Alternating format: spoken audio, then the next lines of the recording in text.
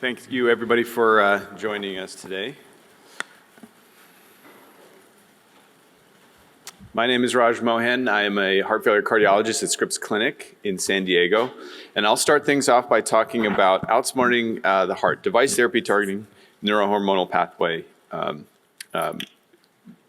for the treatment of heart failure patients. So first, just a quick slide on our program. So within our heart failure clinic at Scripps Clinic, we have 4 physicians, 4 NPs. We have a number of different specialty clinics, including pulmonary hypertension, amyloid, cardio-oncology.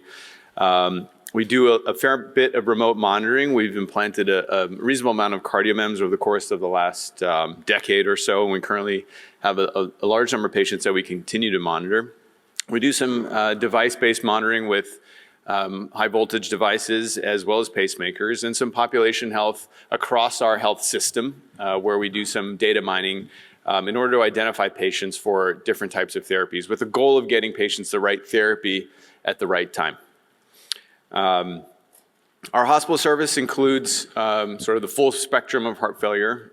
We see acute MCS, ECMO patients, as well as our kind of run-of-the-mill heart failure patients. We do have an LVAD program. We do about 5 to 10 LVADs a year, and a transplant program with an asterisk in the sense that we don't do transplants on our own, but we have a partner center in town, and then we repatriate those patients after a few months.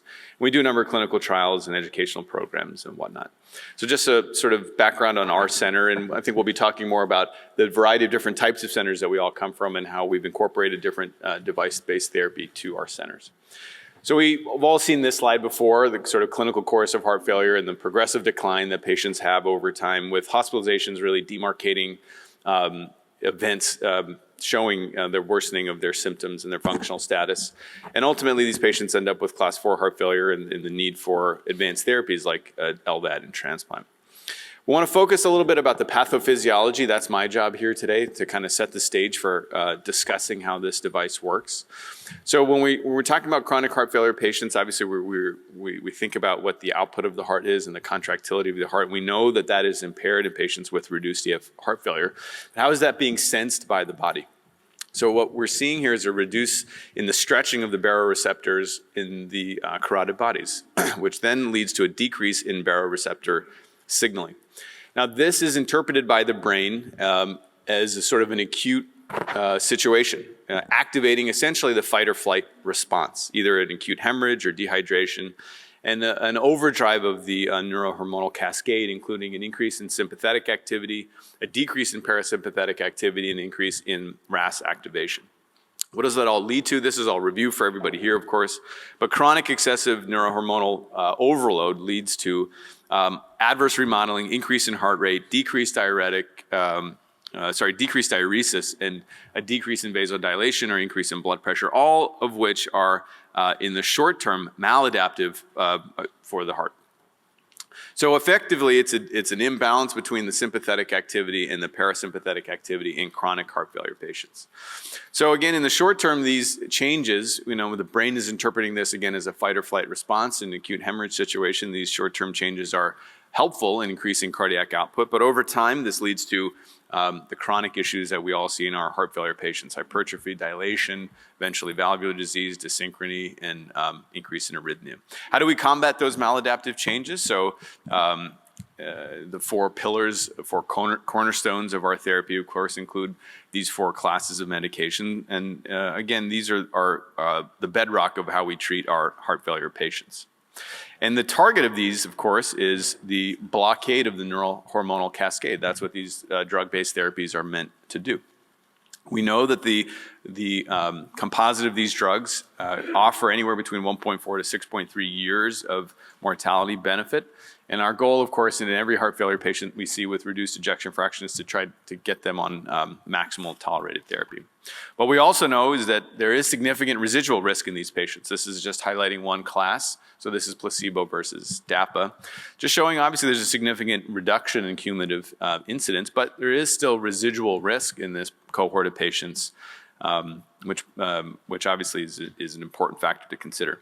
We also know that many patients are not able to tolerate all four classes of medications or may not necessarily have access to all four classes of medication. So this is a slide showing the darker green, the number of patients that are actually on target doses of each of these different classes. And you can see, across the board here, relatively low rates of adoption of or getting to target doses of drugs in these patients. And the red represents patients who had to discontinue treatment. So obviously a large unmet need in terms of guideline-directed medical therapy alone. We also know that from a patient perspective, quality of life is more important often than quantity of life. So this is some interesting data looking at patients with class 2 and class 3 heart failure. An average of 61% of patients were actually willing to trade off some quantity of life in order to improve their quality of life. And this is across several different studies. So how do we do in terms of being able to offer our patients an improvement in quality of life? Well, from a guideline-directed medical therapy standpoint, some modest improvements in that arena. So you can see here with these different classes of drugs, some improvements across the board, but obviously we are offering here more quantity of life as well when we're working up getting to target doses of our guideline-directed therapy.